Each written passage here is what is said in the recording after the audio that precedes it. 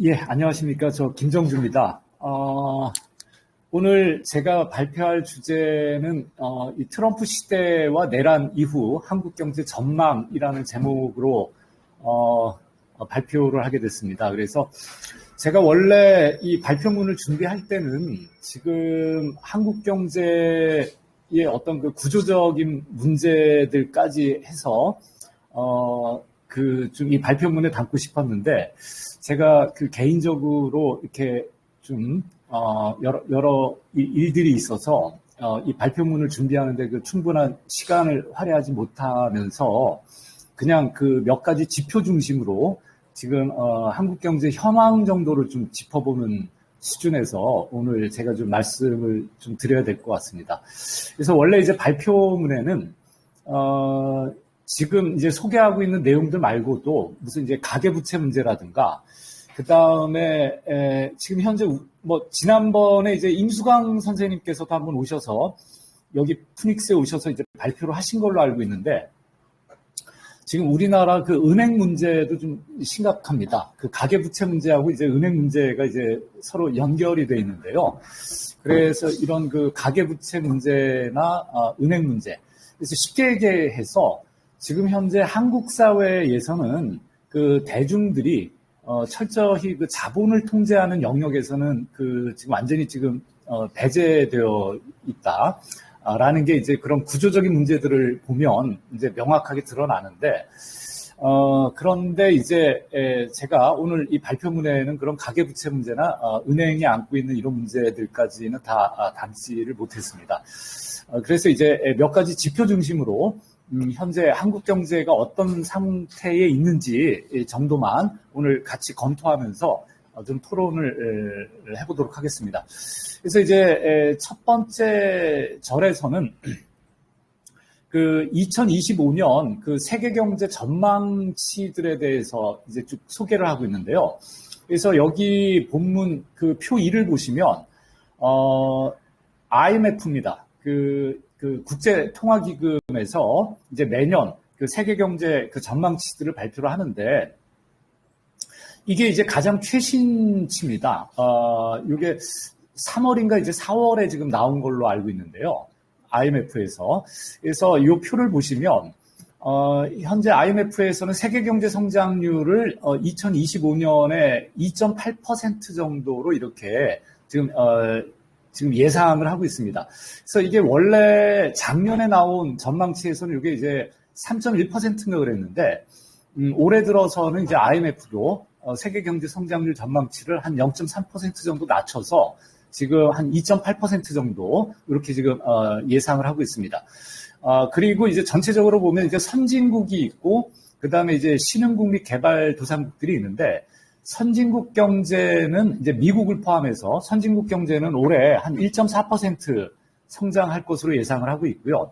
미국이 1.8, 그 다음에 유로 지역이 이제 0.8. 그래서 이것도 지금 다 전망치가 하향 조정된 겁니다. 그래서 미국 같은 경우에는 올해 한 2.6%까지 성장이 가능할 거다라고 예상들을 했었는데, 트럼프 행정부 들고 나서 이 전망치가 거의 이제 비관적인 수준으로까지 이렇게 수정이 됐다라는 걸 알 수가 있습니다. 그러니까 2.6%에서 1.8%니까요. 상당히 이제 비관적인 전망으로 돌아섰고요. 그 다음에 이제 신흥국 및 개발도상국 성장률도 원래는 4% 이상이었는데, 이게 이제 3.7% 정도. 그래서 중국 4.0, 인도 6.2, 아세안이 4%. 그래서 인도가 그나마 이제 가장 높은 성장을 할 것으로 지금 예상을 하고 있습니다. 그래서 이제 전체적으로 보면 선진국 경제에 비해서 이런 신흥국이나 개발도상국 지역의 경제 성장률이 한 2배 정도 높을 것으로 지금 예상을 하고 있고요. 그 다음에 앞에서 말씀드렸던 것처럼 전 세계 지금 경제 성장률은 작년에는 조금 낙관적이었는데, 이제 올해 특히 이제 트럼프 행정부가 들어서면서부터 좀 상당히 이제 비관적인 전망으로 이렇게 이제 바뀌었다라는 것을 우리가 알 수가 있습니다. 그 다음에 이제 표 2를 보시면 이게 한국하고 이제 G7을 중심으로 한, 그러니까 주로 이제 선진국 그룹이죠. 선진국 그룹의 잠재 성장률 전망치 건데요. 이게 이제 IMF에서 지금 전망하고 있는 건데, 이거는 제가 지난번 어느 토론에서도 한번 이제 소개를 한 적이 있는데, 이 표를 보시면 한국의 잠재 성장률 전망치가 이제 2% 수준입니다. 그나마 이제 선진국들 가운데서는 뭐 가장 높은 축에 이제 속한다라고 볼 수가 있는데, 미국이 2%, 일본은 지금 뭐 0.4%까지 떨어질 거다. 영국 2%가 안 되죠. 프랑스 마찬가지, 독일, 이탈리아. 그래서 G7 평균이 지금 1%가 안 됩니다. 그러니까 앞으로 향후 한 5, 6년간, 길게 잡으면 10년 정도치를 잡더라도 대부분의 그 선진국의 그 성장률이 1% 수준을 넘기가 굉장히 힘들다라는 거를 지금 IMF에서 전망을 하고 있습니다. 그래서 향후 최소 한 5, 6년 동안은, 그러니까 뭔가 아주 큰 어떤 구조적인 변화가 나타나지 않는 한 향후 한 5, 6년 동안은 이 선진 자본주의 국가들에서 어떤 그 뜨거운 호황을 기대하기는 이제 굉장히 어렵지 않을까라는 거고요. 그 다음에 이제 한국의 잠재 성장률이 보통 한 2% 정도로 이렇게 이제 보통 전망이 됐는데, 올해 4월입니다. 2025년 4월에 한국개발연구원에서, 그러니까 우리나라 그 KDI죠. KDI에서 그 올해 2025년 한국의 잠재 성장률 전망치가 나왔는데, 그게 이제 1.9%가 나왔어요. 그래서 이 국책기관들 가운데에서 지금 이제 처음인 걸로 제가 알고 있습니다. 국책기관들 가운데서는 처음으로 한국의 잠재 성장률을 2% 미만으로 이렇게 전망하는 그 전망치가 지금 나왔다.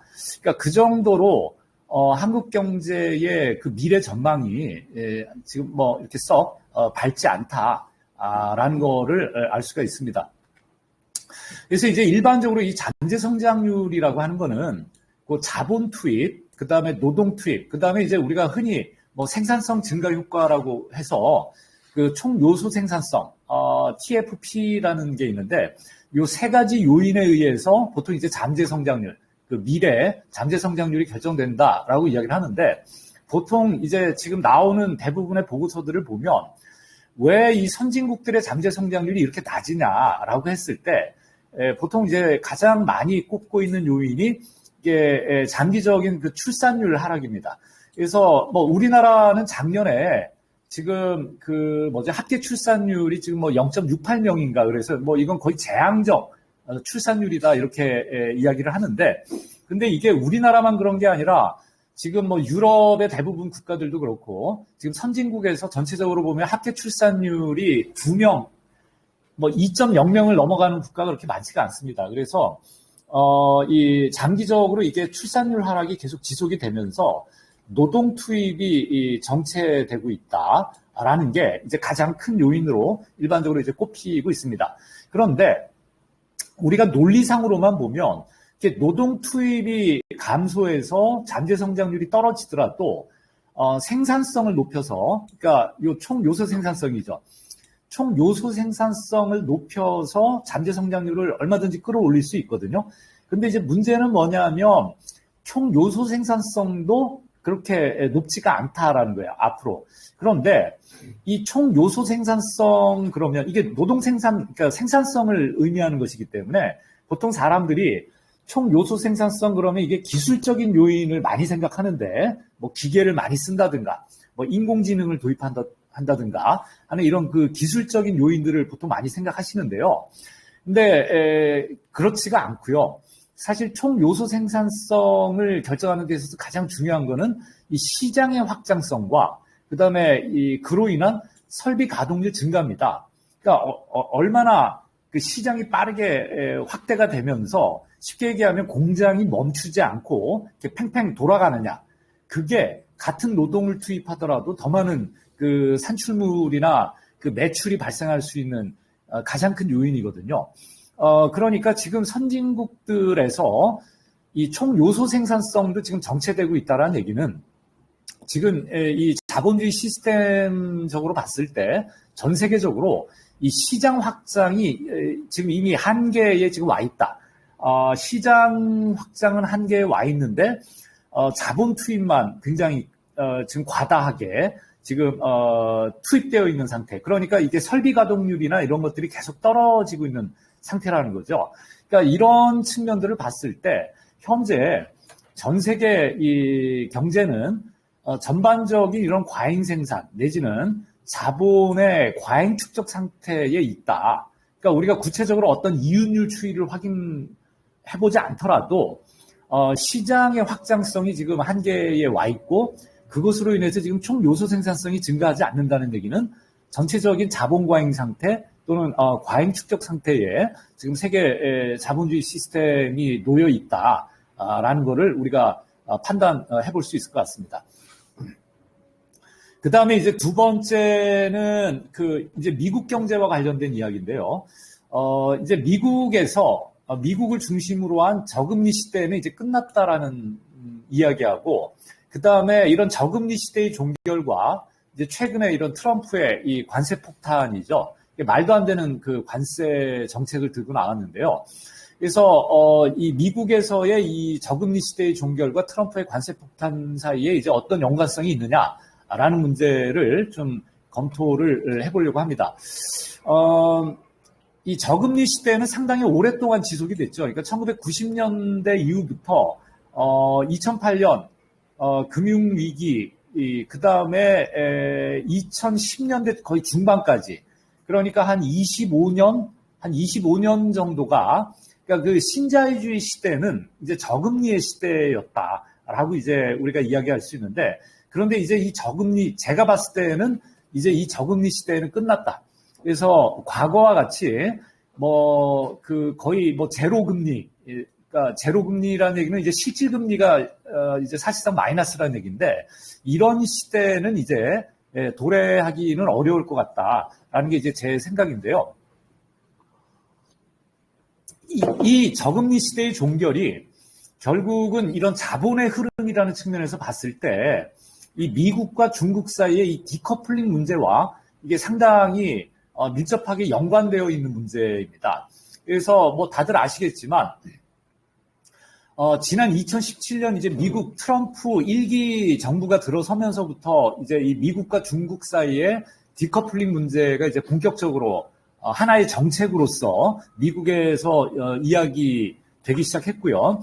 그 다음에 2020년 10월 달에 미국의 그 바이든 행정부가 이 반도체 금수 조치를 취합니다. 그러니까 대중국 반도체 금수 조치. 그래서 반도체도 팔지 마라. 그 다음에 반도체 제조 장비도 이제 팔지 마라라는 식의. 그러니까 이제 완전히 그 중국을 봉쇄하거나 이제 고립시키겠다라는 이런 그 의도를 아주 노골적으로 그 바이든 행정부가 드러냈는데요. 그래서 이제 최근에 이런 그 미국과 중국 간의 갈등이라고 하는 것은 이거는 단지 이런 무역 적자를 둘러싼 단순한 어떤 그 무역 갈등의 문제가 아니고, 이 장기적으로는 미국이 주도해서 이 글로벌 공급망을 이제 재편하겠다라는 거고요. 그리고 이제 미국 주도하에서의 이런 그 글로벌 공급망 재편 과정에서 철저히 중국을 배제하거나 이제 고립시키겠다. 그래서 이제 중국이 미국을 위협하는 잠재적 위협 국가로 부상하는 것을 이제 저지하겠다라는 이런 이제 어떤 그 국제 정치적인 의도들이 훨씬 더 이제 많이 반영되어 있는 현상이다라고 볼 수가 있을 것 같습니다. 그래서 이제 이런 측면에서 보면 아마 많은 선생님들이 이제 동의하시지 않을까 싶은데요. 앞으로 이제 이 미중 간 결별, 그러니까 디커플링은 제가 봤을 때는 거의 불가피한 현상이 아닌가. 그러니까 중국도 이제 더 이상 과거와 같이 이제 미국 시장에 의존한 그런 이제 성장 방식에서 이제 중국조차도 이제 벗어나려고 하고, 그 다음에 이제 미국도 이제 더 이상 과거와 같이 이제 중국을 파트너로 함께 데리고 가는 식의 이제 경제 운용은 이제 하지 않겠다라는 걸 이제 분명히 하고 있기 때문에 미중 간의 이제 디커플링은 이제 불가피하면서, 따라서 이제 그동안 한 30년 정도 유지되어 왔던 이 세계 자본주의의 어떤 그 구조 자체가 지금 불가피한 어떤 그 전환을 요구받고 있는 시점이다라고 볼 수가 있을 것 같습니다. 그런데 이제 미국이 중국과 그러면은 지금까지 뭐 이 무역 적자에 시달리면서 중국과의 관계에서 계속 손해만 받느냐? 그렇지 않다라는 거죠. 그 미국은 또한 중국과의 그 어떤 이 관계를 통해서 미국도 이제 상당히 많은 그 이점을 누려왔는데 그 대표적인 게 이 달러 재활용 구조죠. 그러니까 달러 리사이클링 구조를 통해서 이제 미국이 그 달러 헤게모니를 유지하고 그 다음에 이제 국제적인 금융 패권을 유지하는 이런 어떤 그 경제 구조상에 상당히 많은 그 이점들을 이 미국이 이제 누려왔고 그 다음에 이제 미국의 그 월스트리트 금융자본의 입장에서 보면 중국이라는 이 시장 자체가 말 그대로 이게 거대한 그 투자처 내지는 이제 하나의 이제 거대한 그 시장이었는데 앞으로 이제 중국과 디커플링 하겠다라는 얘기는 이 중국이라는 거대한 투자처 내지는 시장을 배제하고 가겠다라는 것이기 때문에 제가 이제 늘 강조하듯이 지금의 이제 바이든과 트럼프의 대중국 정책이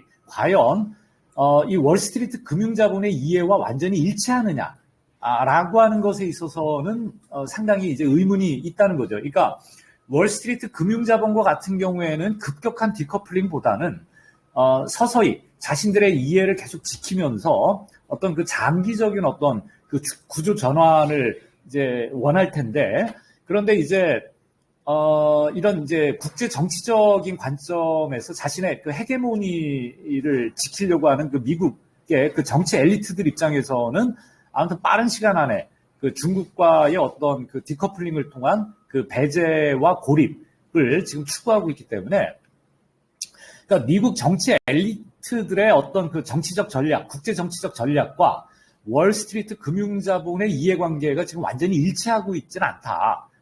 지금 미국 안에서도 제가 봤을 때는 이제 그렇다라는 거죠. 그렇다라고 한다면 뭐 지금까지 이 달러 재활용 구조를 통해서 미국이 누려온 경제적 이점들이라는 게 뭐냐? 그래서 제가 한 5가지 정도를 이렇게 정리를 해놨는데요. 그래서 대외적으로 봤을 때 미국은 만성적인 무역수지 적자국이었지만 이제 이 부분을 우리가 주목해야 되는 거죠. 이 무역수지 적자국이었지만 또한 동시에 자본수지 흑자국이었습니다. 그러니까 이게 무역수지가 그러니까 무역수지 적자가 문제라고 늘 얘기를 해왔지만 근데 이 무역수지 적자를 통해서 미국은 늘 자본수지가 흑자였던 거거든요. 이거는 금융자본에게 있어서는 굉장히 좋은 일입니다.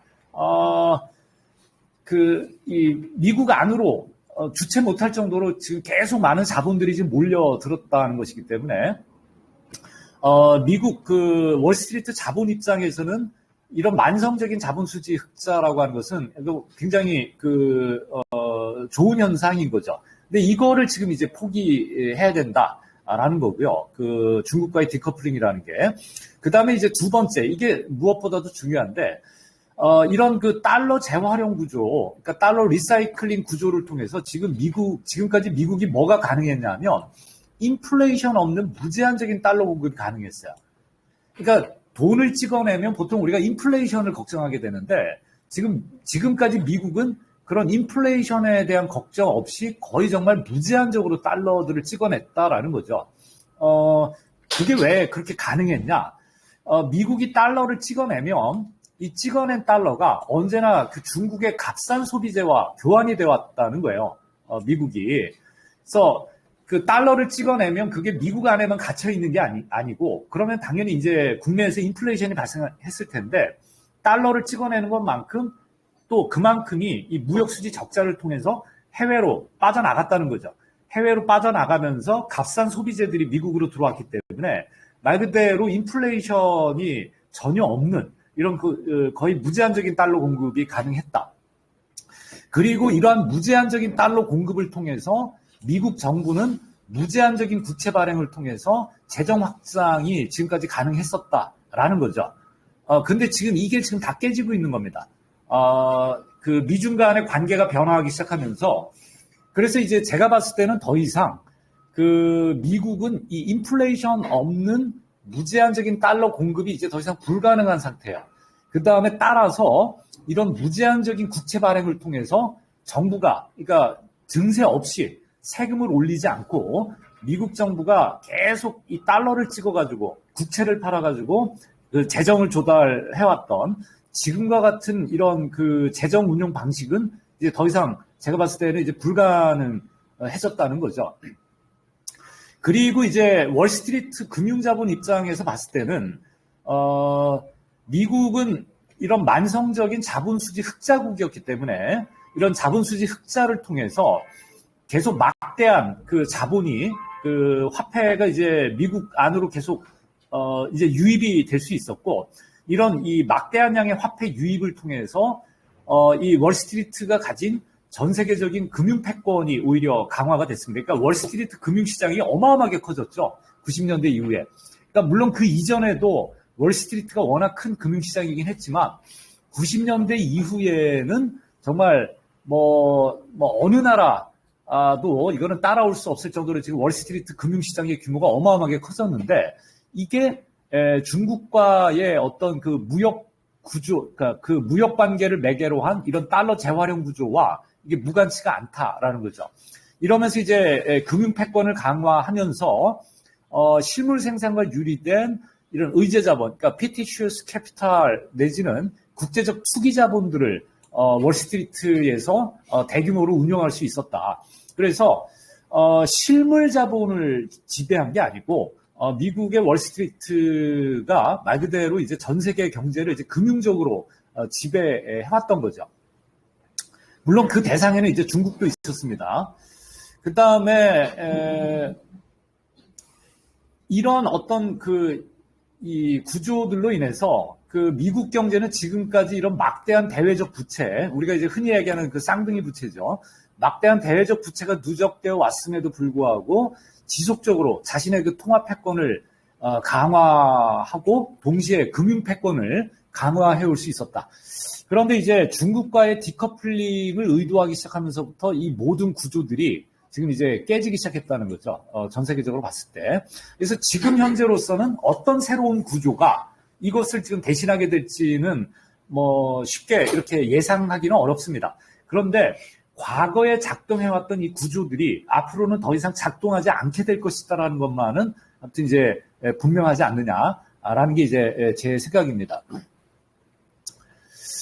그래서 이런 측면에서 봤을 때, 이 2008년에 금융위기가 터졌을 때 양적 완화 조치가 있었죠. 그러니까 엄청나게 달러를 찍어냈습니다. 그 다음에 2020년 팬데믹 상황에서도 엄청나게 많은 달러, 양적 완화 조치가 있었어요. 근데 2008년과 2020년의 차이는 뭐냐면, 인플레이션이 나타났느냐, 안 나타났느냐라는 겁니다. 아시다시피 2008년도에는 1년에 1조 달러 이상씩을 찍어냈음에도 불구하고 전혀 인플레이션이 나타나지 않았어요. 2008년도에는. 근데 2020년 요 팬데믹 상황 하에서는 똑같이 한 1조 달러 정도의 달러를 더 찍어냈는데 그게 아주 급격한 인플레이션을 초래했다는 거죠. 미국 시장 안에서. 그러니까 이거는 단지 이게 현상적인 문제가 아니라 이거는 어떤 그 구조적인 변화를 지금 반영하고 있는 현상이다.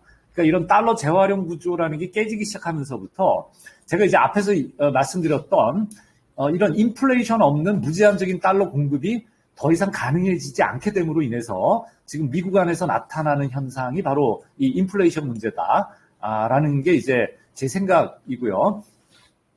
그래서 지금 당장 미국이 중국과 디커플링을 하더라도 중국을 대신할 어떤 새로운 파트너를 찾아내야 됩니다. 그래서 가장 많이 이야기되어 왔던 게 이제 인도인데, 근데 인도가 중국을 지금 당장 대체하기는 어렵다.